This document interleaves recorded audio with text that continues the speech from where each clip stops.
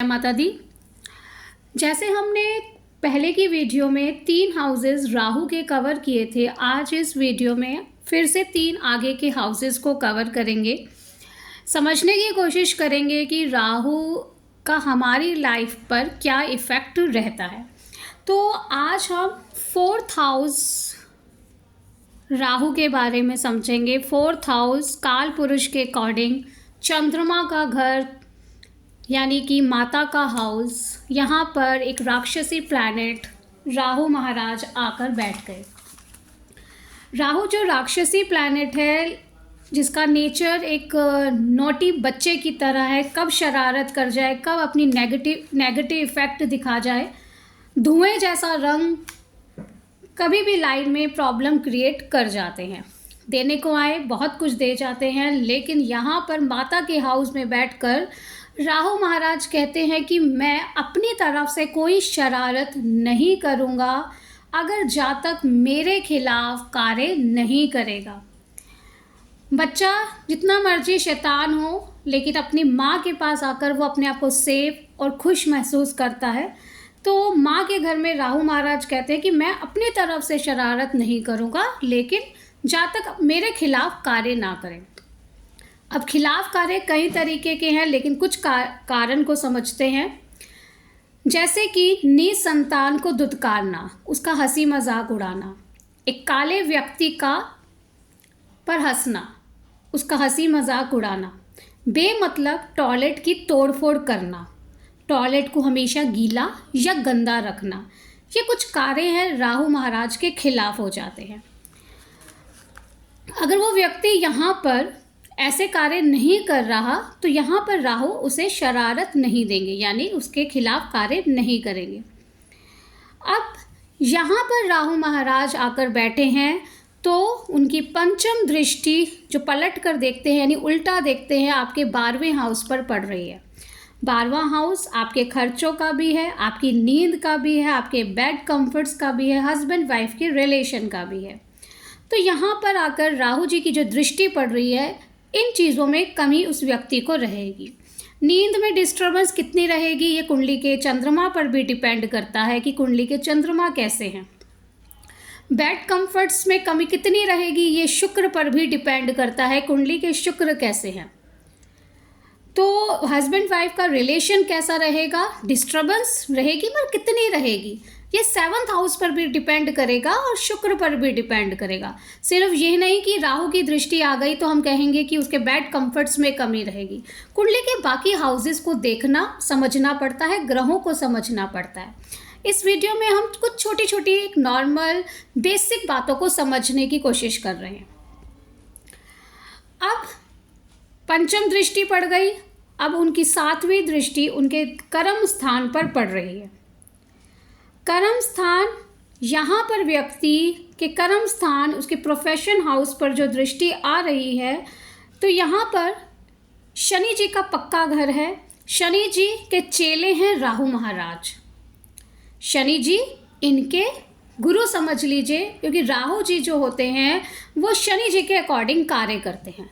कुंडली के शनिदेव अगर अच्छी पोजीशन में हैं तो व्यक्ति अपने प्रोफेशनल लाइफ, अपने बिजनेस में ग्रोथ करता चला जाएगा। लेकिन अगर कुंडली के शनि जी अच्छी पोजीशन में ना हुए तो व्यक्ति को ग्रोथ करने में प्रॉब्लम आएगी। हाँ, अब राहु की दृष्टि पड़ रही है तो व्यक्ति होशियार तो होगा, होशियारी से, चालाकी से अपने काम तो करवा ही लेगा। अब वो कितना सफल हो पाएगा ये डिपेंड करेगा शनि महाराज की स्थिति पर। अब यहाँ पर इनकी दृष्टि 8वें भाव पर भी पड़ रही है। व्यक्ति के लाइफ में हर्डल्स, रुकावटें तो आती ही रहेंगी, बार बार उसके लाइफ में हर्डल्स, रुकावटें आएंगी। उसका कार्य ईजिली, स्मूथली नहीं हो पाएगा, उसे किसी भी कार्य को करने में मुश्किलें आएंगी। कोई भी मांगल्य कार्य करने जाएगा, यानी कोई खुशियों भरा कार्य अपने घर पर करने जाएगा, तो उसमें भी उसको रुकावटों का सामना करना पड़ेगा। अब उनकी दृष्टि, अब राहु का 5वें हाउस में बात को समझते हैं।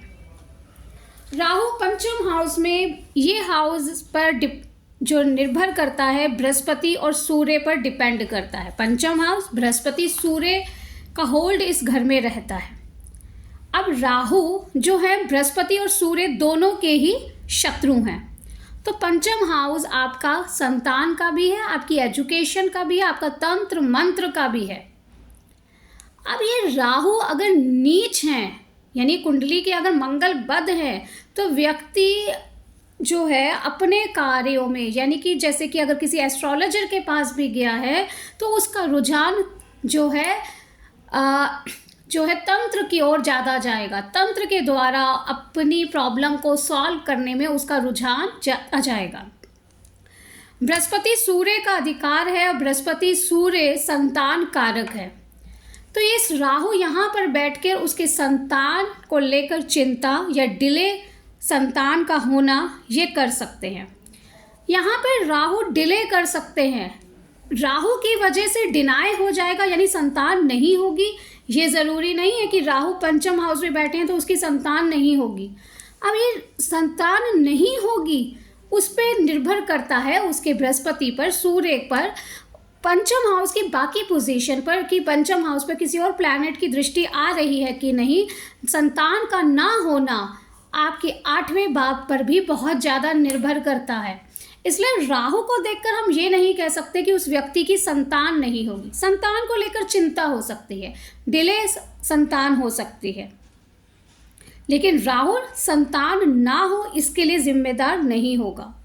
वो एक कारण हो सकता है, लेकिन वही सिर्फ कारण है ये नहीं होगा। अब यहाँ से राहु जो हैं आपके लगन पर दृष्टि डाल रहे हैं, पंचम दृष्टि उनकी लगन पर पड़ रही है।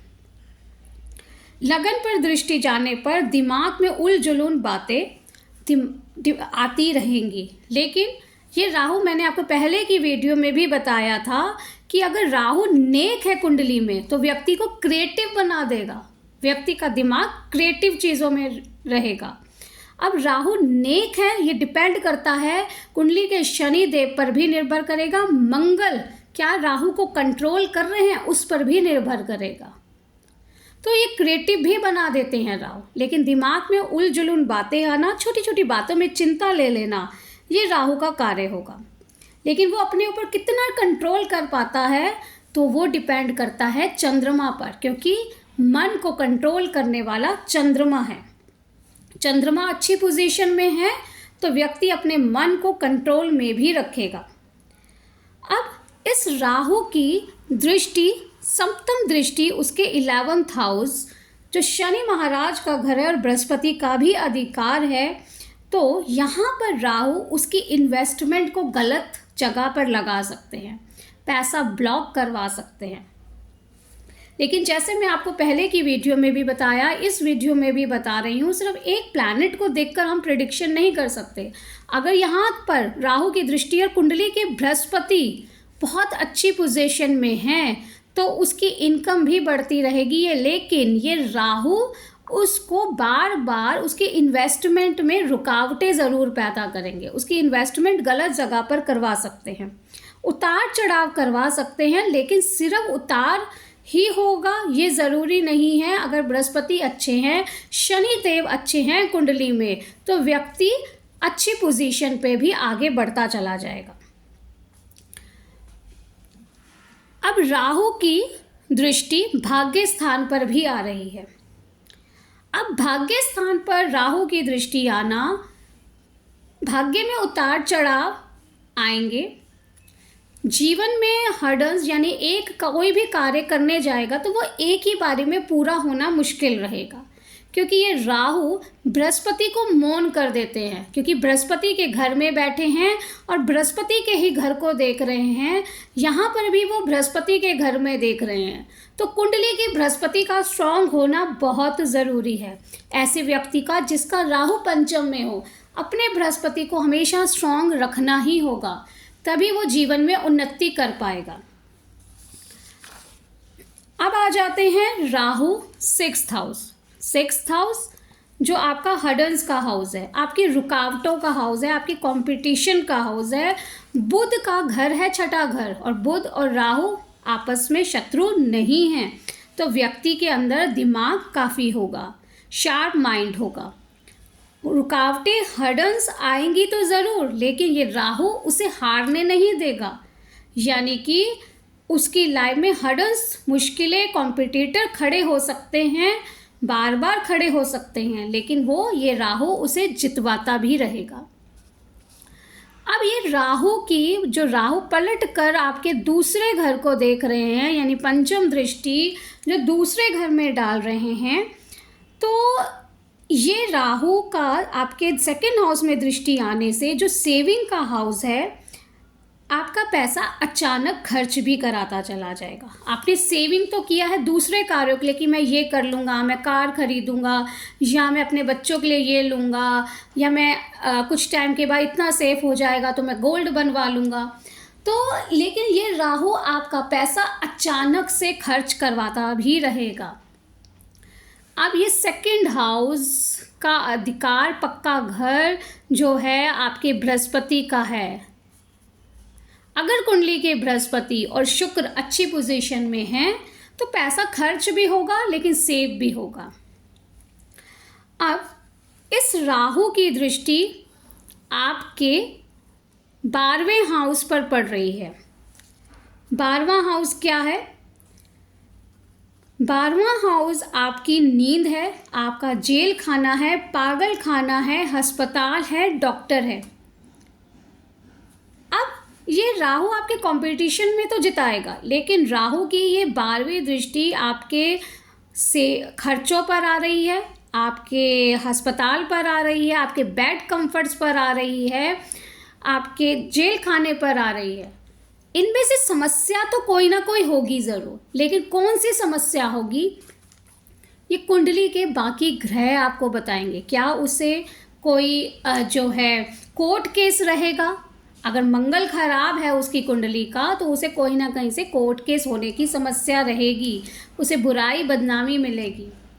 तो ये डिपेंड करता है कुंडली के बाकी चीज़ों पर भी। अगर ये राहु की दृष्टि 12th हाउस पर आ रही है और शुक्र कुंडली का काफ़ी डिस्टर्ब है, 7th हाउस कुंडली का काफ़ी डिस्टर्ब है, तो delay of marriage, bad comforts में कमी, हस्बैंड वाइफ के रिलेशन में कमी करवाएगा। तो आपके 12th हाउस जो जिस चीज़ का है उस पर कहीं ना कहीं इफ़ेक्ट तो डालेगा, लेकिन पागल खाना डिपेंड करता है कि उसका बुध कैसा है, कि ये नहीं कि उसको पागल खाना जाना पड़ेगा कि राहु है तो उसे पागल खाना जाना पड़ेगा। अगर उसकी कुंडली का चंद्रमा बुध काफ़ी अच्छी पोजीशन में है तो उसके साथ ये प्रॉब्लम नहीं होगी। तो जो हाउस जिन जिन चीज़ों के बारे में बताता है उस हाउस से रिलेटेड प्रॉब्लम हो सकती है, लेकिन कौन सी प्रॉब्लम होगी उसके लिए बाकी ग्रह भी जिम्मेदार रहेंगे। अब ये इस राहु की दृष्टि आपके 10th हाउस, आपके कर्म स्थान जो शनि देव का पक्का घर, राहु महाराज, शनि देव के चेले, ठीक है। तो अगर कुंडली के शनि देव बहुत अच्छी पोजीशन में हैं, शनि देव 10वें घर में ही बैठे हैं, शनि देव कुंडली के काफ़ी स्ट्रॉन्ग जगह पर बैठे हैं, कहीं पर नीच नहीं है, शनि देव की पोजीशन खराब नहीं है, तो ये राहु जो है आपके कर्म स्थान, आपके प्रोफेशनल लाइफ में आपको प्रोग्रेस देता रहेगा। अब राहु व्यक्ति को चालाक, होशियार बनाता है, बेईमान भी बनाता है। अब वो होशियार चालाक होगा, ये बेईमान होगा, ये आपके बृहस्पति पर भी डिपेंड करेगा कि कुंडली का बृहस्पति कैसा है, कुंडली के शनि देव कैसे हैं। अगर शनि देव बृहस्पति कुंडली के डिस्टर्ब हुए तो व्यक्ति बेईमान होगा। अगर व्यक्ति का बृहस्पति अच्छी पोजीशन में है, शनि देव अच्छी पोजीशन में है, तो ये राहु उसे होशियारी चालाकी से अपने कार्य को करवाता चला जाएगा। तो यहाँ पर हमने 3 हाउसेस को आज कवर किया, जल्दी ही हम बाकी हाउसेस को भी कवर करेंगे। यहाँ पे हमने कुछ छोटी छोटी बातों को समझने की कोशिश करी है। डीप में समझने के लिए कुंडली की बाकी चीज़ों को भी समझना ज़रूरी रहेगा, इस बात को हमेशा ध्यान में रखिएगा। जय माता दी।